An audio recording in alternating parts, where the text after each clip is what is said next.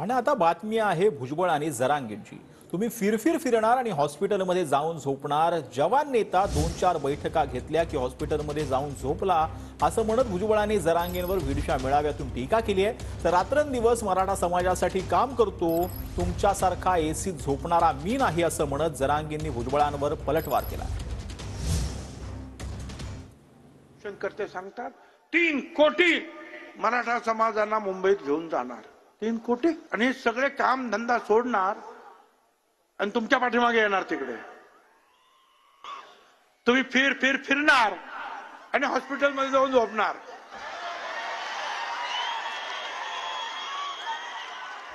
चक्कर मारणार। काय जवान नेता हा 2-4 मीटिंगा घेतल्या का हॉस्पिटलमध्ये झोपले।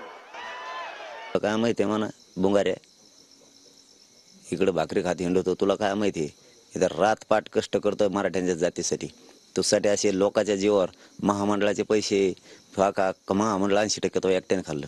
महाराष्ट्रातले महाराष्ट्र सदनाचे गोरगरिबांचे पैसे तो करोडोनं खाल्ले। तुझ्यासारखं यशी झोपणारा नाही मी। हो, ग्राउंड लेवलवर रात पाठ एक करतोय।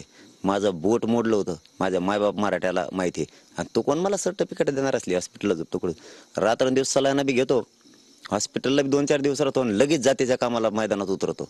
हा तू का असं करत नाही मी। छत्रपती शिवाजी महाराजांच्या सुद्धा त्या सैन्यामध्ये हे सगळेच तर होते, सगळ्या धर्माचे लोक होते।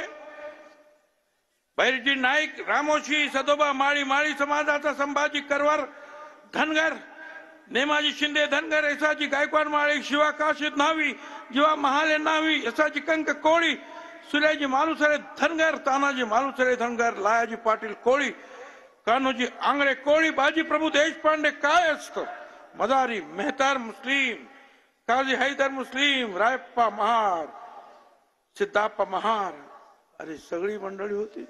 आणि त्याच बरोबर जे आहे मुस्लिम समाजाचे सुद्धा किती लोक होते। सिद्दी अंबर्ज वहाब, नूरखान बेग, सिद्दी अब्राहिम, सिद्दी हिलाल, मदारी मेहतर, काजी हैदर, दाऊद खान, इब्राहिम खान, सगळेच तर महाराजांच्या बरोबर होते। आणि अनेक लोक म्हणजे तुमच्या मनात पहिल्यापासून जे मराठ्यांविषयी पाप आणि विष आहे आता ह्या रूपात बाहेर काढायचं तुम्हाला। म्हणजे छत्रपतींचा वापर इथून पाठीमागं तुम्ही राजकीय स्वार्थासाठी करिअरसाठी केला तुमच्या। आता तुमचा भरून पुरला, आता तुमचं पोट भरलंय म्हणून आता छत्रपतींचं नाव सुद्धा खराब करायचं ठरवलंय का? पागल आहे ते। हो, कारण त्यांनी पाठीमागही असेच महापुरुषांचे नाव घेऊन त्यांच्या जाती काढल्या होत्या। असं तर खरं हे कलंकच आहे मंत्रिमंडळाला आणि राज्याला सुद्धा, याला ठेवायलाच नाही पाहिजे।